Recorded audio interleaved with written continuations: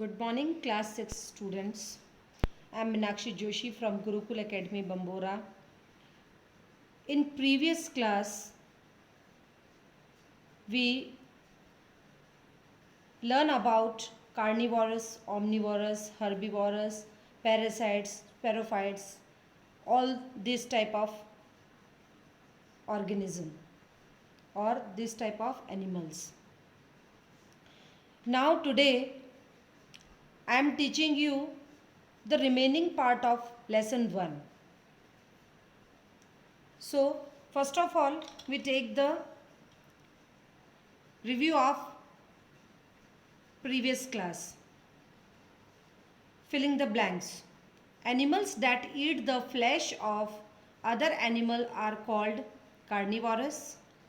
Spider weave, dash and trap insect. Spider क्या करते हैं? वेब्स यानी जाले बनाते हैं और इंसेक्ट को ट्रैप करते हैं. Bacteria and fungi are स्पैरोफाइट्स.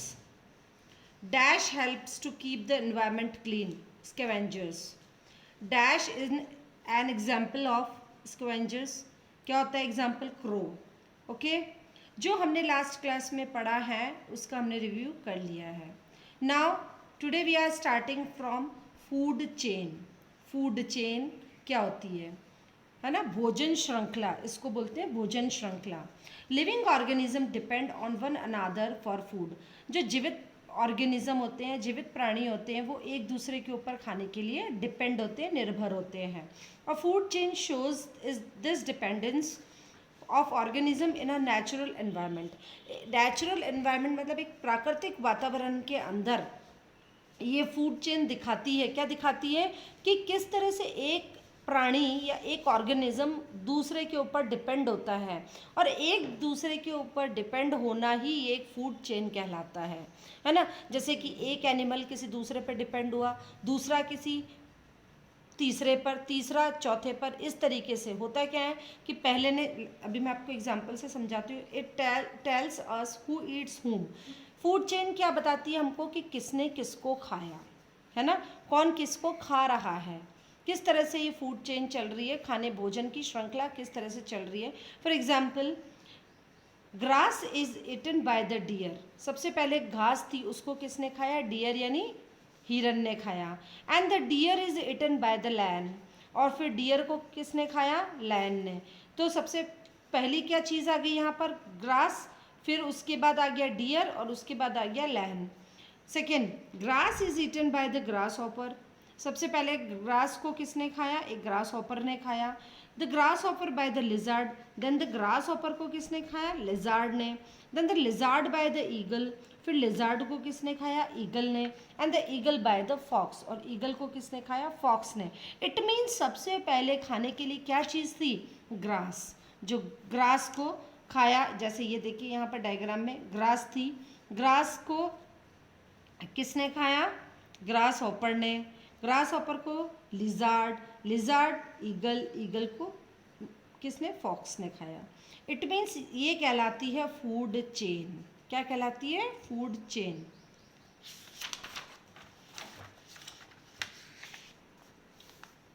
Now the organism at the first level of food chain is always a producer. अब ऐसा ऑर्गेनिज्म जो सबसे फर्स्ट बार फूड चेन के अंदर फर्स्ट लेवल का फर्स्ट ऑर्गेनिज्म है, उसको हम कहते हैं प्रोड्यूसर. जैसे कि ग्रास. ग्रास को स्टार्टिंग किया था खाने के लिए, ग्रास हॉपर ने खाया था. वापस से देख लीजिए, the organism at the first level of a food chain. Food chain का सबसे फर्स्ट फूड जो होता है ना, फर्स्ट लेवल का जो ऑर्गेनिज्म है उसको क्या कहते हैं? Producer. The next is the sequence is a herbivore called a primary consumer.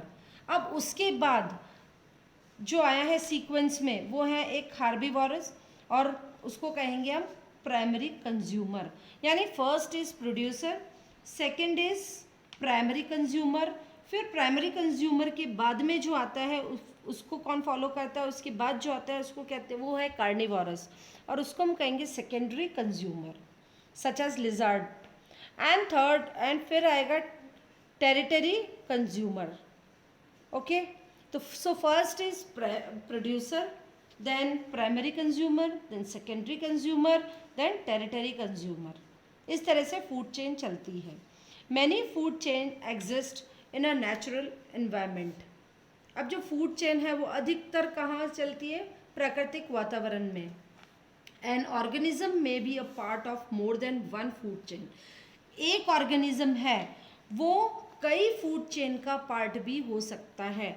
जैसे कि ग्रास है, ग्रास हॉपर भी खाएगा, ग्रास को काऊ भी खाएगी, ग्रास को कोई और दूसरा एनिमल भी खाएगा. इस तरीके से क्या है कि एक ऑर्गेनिज्म है या एक कोई भी थिंग है खाने की. जैसे ग्रास तो कोई ऑर्गेनिज्म नहीं है ना, ग्रास तो एक प्लांट का या उसका ही वो है. तो कोई भी ऑर्गेनिज्म है वो क्या है, किसी भी फूड, बहुत सारी फूड चेन का हिस्सा हो सकता है.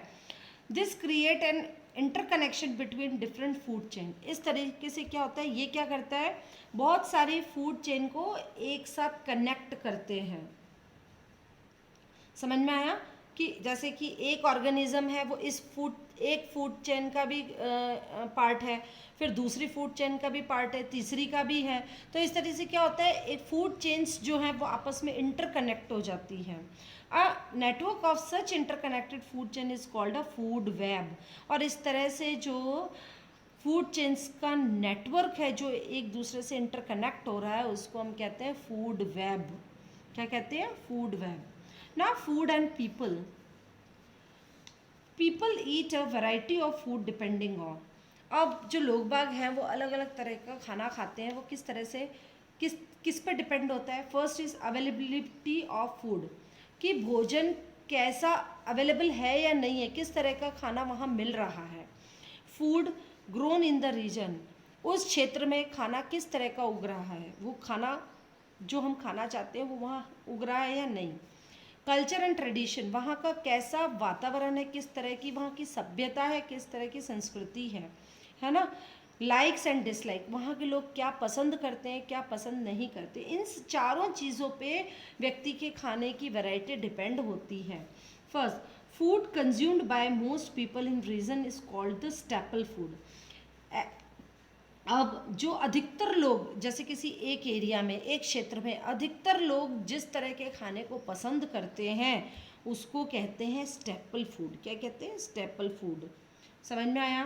Food consume by most people in a region, अधिकतर लोगों द्वारा एक क्षेत्र में जो खाना या भोजन पसंद किया जाता है, खाया जाता है, उसे कहा जाता है staple food. Rice and fish is staple food of people living in a coastal region.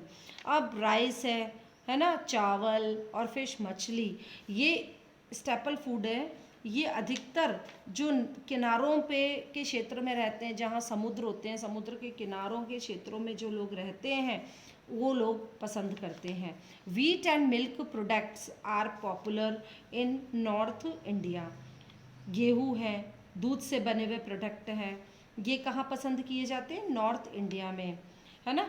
They are available in this region, क्योंकि इस तरह का जो खाना है वो इन क्षेत्रों में आसानी से मिल जाता है, अवेलेबल हो जाता है.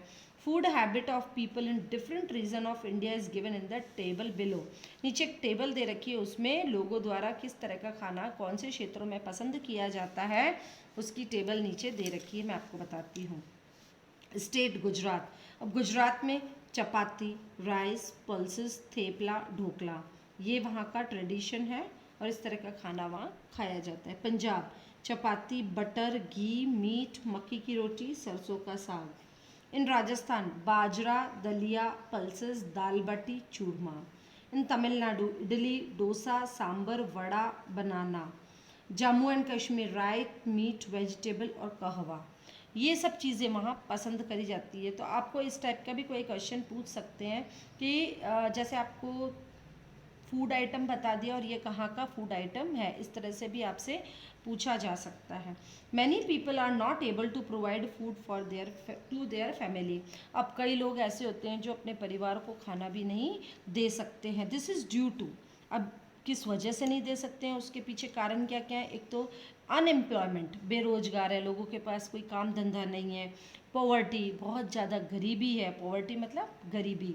पॉवर्टी है वहाँ पर, या ओवर पॉपुलेशन या जनसंख्या वृद्धि है, जहाँ पर बहुत ज़्यादा, अब किसी घर में बहुत सारे बच्चे हैं तो किस तरह से व्यक्ति उनको खाना प्रोवाइड करेगा, इट इज़ नॉट पॉसिबल ना। सो तो क्या होता है, कई लोग हैं वो अपने फैमिली को खाना नहीं दे पाते हैं, किस किस वजह से, unemployment, poverty and overpopulation. We must not waste food, हमें खाने को व्यर्थ नहीं करना चाहिए। The government is taking measure to provide food for all. अब गवर्नमेंट क्या है कि गवर्नमेंट भी इस तरह का स्टेप उठा रही है जिसमें कि वो मेज़र कर रही है कि किस तरह से व्यक्तियों को खाना प्रोवाइड होना चाहिए, कितना मेज़रमेंट कर रही है ना, कितना खाना लोगों को, एक व्यक्ति को कितना खाना चाहिए, किस तरह से उनको खाना प्रोवाइड किया जाए, वो गवर्नमेंट भी अब अपने स्टेप उठा रही है। अब now unequal distribution of food.